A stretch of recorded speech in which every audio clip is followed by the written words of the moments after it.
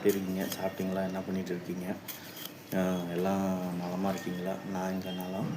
அதாவது பார்த்திங்கன்னா, ஹோட்டல் வேலைக்கு வந்தோம்னா வெங்காயம் வெட்டணும், தக்காளி வெட்டணும், காய்கறி வெட்டணும், பச்சை மிளகாய் வெட்டணும், சாம்பாருக்கு தனியாக வெட்டி கொடுக்கணும், குருமாவுக்கு தனியாக வெட்டி கொடுக்கணும், புளிக்குழம்புக்கு தனியாக வெட்டி கொடுக்கணும், பொரியலுக்கு தனியாக வெட்டணும், கூட்டுக்கு தனியாக வெட்டி கொடுக்கணும், அடுத்தது பாத்திரம் விளக்கி கொடுக்கணும், மாவாட்டி கொடுக்கணும், தேங்காய் பிடிச்சி கொடுக்கணும். சப்ளை வேலைக்கு போனால் கூட பரவாயில்லாமல் சப்ளை கஸ்டமர் பார்த்துட்டு டிப்ஸு கொடுப்பாங்க, வாங்கிக்கலாம். ஆனால் கிச்சன் ஹெல்ப்பருக்கு போனால் பயங்கர வேலை இருக்குங்க.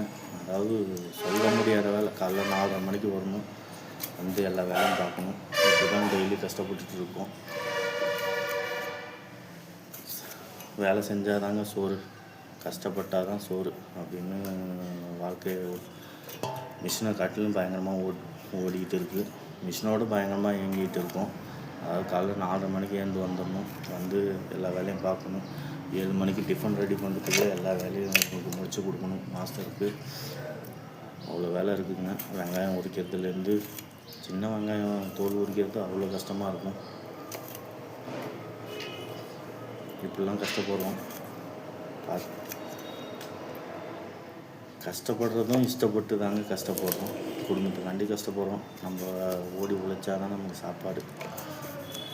நீங்கள் என்ன பண்ணிகிட்ருக்கீங்கன்னு கமெண்ட் பாக்ஸில் கமெண்ட் பண்ணுங்கள். மீண்டும் அடுத்த வீடியோவில் சந்திக்கலாம். டாட்டா, பாய் பாய்.